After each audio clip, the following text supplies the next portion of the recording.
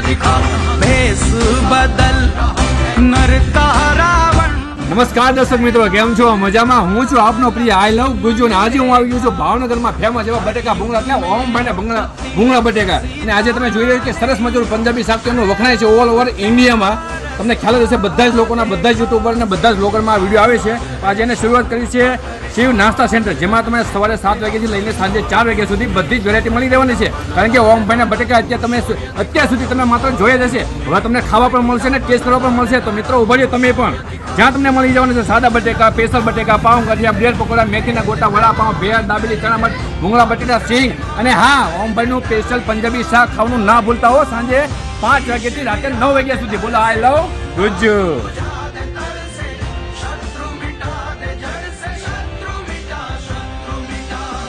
पूछ रहा है यक्ष प्रश्न ये